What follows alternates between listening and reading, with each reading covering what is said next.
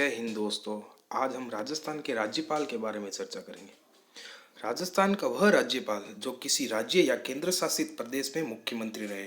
तो इनमें नाम आता है कल्याण सिंह, मदन लाल खुराना, एम चेन्ना रेड्डी, वसंत दादा पाटिल, संपूर्णानंद व गुरुमुख निहाल सिंह। संपूर्णानंद राजस्थान के द्वितीय राज्यपाल थे तथा एम चेन्ना रेड्डी के समय राजस्थान का अंतिम आपातकाल लगा था। सर्वाधिक समय तक राज्यपाल रहे थे गुरुमुख निहाल सिंह तथा सर्वप्रथम गुरुमुख निहाल सिंह ही राजस्थान के राज्यपाल बने थे। राज्यपाल पद पर महिलाएं तो इनमें श्रीमती प्रतिभा पाटिल, श्रीमती प्रभा राव, श्रीमती मार्गरेट अल्वा का नाम आता है। प्रतिभा पाटिल ने पद पर रहते हुए अपने पद का इस्तीफा दिया था तथा श्रीमती प्रभा राव पद पर रहते हुए इनकी मृत्यु हुई थी। वे न्यायाधीश जो राज्य के कार्यवाहक राज्यपाल रहे तो इनमें नवरंग लाल टिब्रेवाल, वेदपाल त्यागी, मिलापचंद जैन व स्वरूप सिंह का नाम आता है। सबसे कम समय पर राज्यपाल रहे तो इस पे नाम आता है टीवी राजशेखर का। और राज्यपाल के संदर्भ में कुछ महत्वपूर्ण कथन है। इनमें सरोजिनी नायडू का सोने के पिंजरे में कैद चिड़िया, विजय लक्ष्मी पंडिता ने वेतन का आकर्षण, पटाभी सीतारामैया ने अतिथि सत्कार करने वाला बताया है। वही मार्गरेट अल्वा ने इसे सरदर्द की उपाधि दी है। राजस्थान के प्रथम राज्यपाल गुरुमुख निहाल सिंह थे तथा सर्वाधिक कार्यकाल भी इन्हीं का रहा था। राजस्थान की प्रथम महिला राज्यपाल प्रतिभा पाटिल थी तथा इन्होंने पद पर रहते हुए अपने पद का इस्तीफा दिया था। राजस्थान के राज्यपाल जिनका निधन पद पर रहते हुए हुआ था तो इनमें दरबारा सिंह, निर्मल चंद जैन, शैलेंद्र कुमार सिंह, श्रीमती प्रभा राव। राजस्थान में राष्ट्रपति शासन के समय रहे राज्यपाल एवं मुख्यमंत्री तो सर्वप्रथम राजस्थान में 1967 में आपातकाल लगा था। तब राज्यपाल संपूर्णानंद थे जो राजस्थान के द्वितीय राज्यपाल थे तथा उस समय राजस्थान के मुख्यमंत्री मोहनलाल सुखाड़िया थे तथा द्वितीय बार आपातकाल 1977 में लगा था। तब राज्यपाल रघुकुल तिलक थे तथा उस समय मुख्यमंत्री हरिदेव जोशी थे। और राज्य का तीसरा आपातकाल एम चेन्ना रेड्डी के समय 1992-93 में लगे था। तब राज्य का मुख्यमंत्री भैरव सिंह शेखावत था। वही राज्य का अंतिम आपातकाल 1993 में लगा था। तब राज्य के मुख्यमंत्री भैरव सिंह शेखावत थे। 1975 में आपातकाल के समय मुख्यमंत्री श्री हरिदेव जोशी थे व राज्यपाल सरदार जोगेंद्र सिंह थे। वे राज्यपाल जो संसद के दोनों सदनों के सदस्य रहे तो इनमें श्री कलराज मिश्र व मार्गरेट अल्वा। श्री कलराज मिश्र जो हमारे वर्तमान राज्यपाल है और इन्होंने एक पुस्तक लिखी जिसका नाम है कलराज मिश्र निमित्त मात्र हूँ मैं।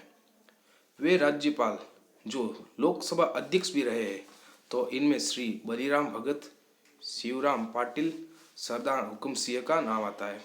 वह राज्यपाल जो राज्य का उपसभापति भी रहा है तो इनमें श्रीमती प्रतिभा पाटिल का नाम आता है जिन्होंने पद पर रहते हुए अपना इस्तीफा दिया था।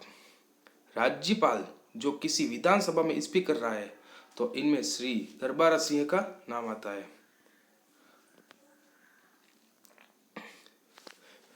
किसी विधेयक पर संवैधानिक उपबंध के तहत राज्यपाल की सिफारिश अपेक्षित थी किंतु बिना राज्यपाल की सिफारिश उसे राजस्थान विधानसभा में पूर्व स्थापित किया गया और उसे पारित करके राज्यपाल को भेज दिया।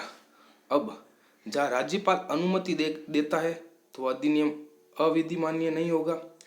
राज्यपाल संवैधानिक प्रावधानों के अतिक्रमण के आधार पर अनुमति देने से इनकार कर सकता है या राज्यपाल ऐसे विधेयक को राष्ट्रपति की अनुमति के लिए भेज देगा। यदि राज्यपाल या राष्ट्रपति अनुमति दे तो न्यायालय संवैधानिक उपबंधों के आधार पर उसे असंवैधानिक घोषित कर देगा। तो दोस्तों इसमें उत्तर होगा जहां राज्यपाल अपनी अनुमति देता है तो वह अधिनियम अविधिमान्य नहीं होगा क्योंकि किसी भी विधेयक को स्थापित करने के लिए राज्यपाल की अनुमति आवश्यक है। तो इसका उत्तर ए होगा। राज्यपाल द्वारा अध्यादेश जारी करने से संबंधित शक्तियों का वर्णन संविधान के किस अनुच्छेद में किया गया है? तो इसका उत्तर होगा 213, जिसके अंतर्गत राज्यपाल राज्य में अध्यादेश जारी करने की शक्ति का वर्णन है। राज्यपाल की शक्तियों के संदर्भ में निम्न में से कौन सा सही नहीं है? ए, राज्यपाल धन विधेयक को पुनर्विचार हेतु राज्य विधानमंडल को लौटा सकता है। बी, राज्यपाल किसी विधेयक को भारत के राष्ट्रपति के विचार हेतु आरक्षित कर सकता है। सी, राज्यपाल विधानमंडल में विश्रांति काल में राज्यपाल द्वारा अध्यादेश प्रख्यापित किया जा सकता है। तथा डी, राज्यपाल के पास समाधान की शक्तियां है। तो दोस्तों इसमें ए उत्तर सही नहीं होगा, क्योंकि राज्यपाल धन विधेयक को पुनर्विचार हेतु विधानमंडल में वापस नहीं लौटा सकता है। निम्न में से कौन कभी भी राजस्थान के कार्यकारी राज्यपाल नहीं रहे? तो इसका उत्तर होगा अंशुमान सिंह। राजस्थान के निम्नलिखित में से राज्यपालों में से कौन लोकसभा अध्यक्ष भी रहे? तो इसमें उत्तर होगा बलिराम भगत। तथा रघुकुल तिलक लोक सेवा आयोग के सदस्य रहे थे।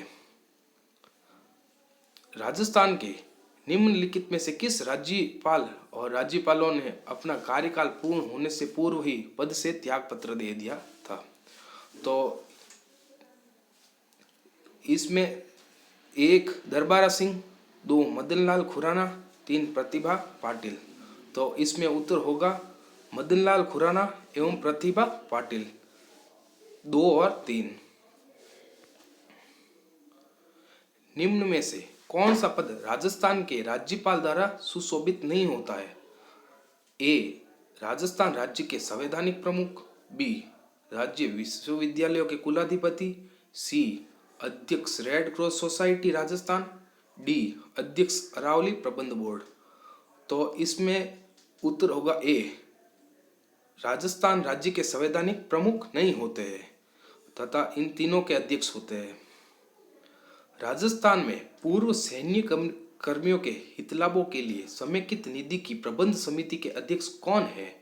तो इसका उत्तर होगा राज्यपाल, जो कि पूर्व सैन्य कर्मियों के हितलाभों के लिए समेकित निधि की प्रबंध समिति के अध्यक्ष है। निम्न पर विचार कीजिए। अनुच्छेद 157 राज्यपाल के पद के लिए 2 योग्यताएं निर्धारित करता है।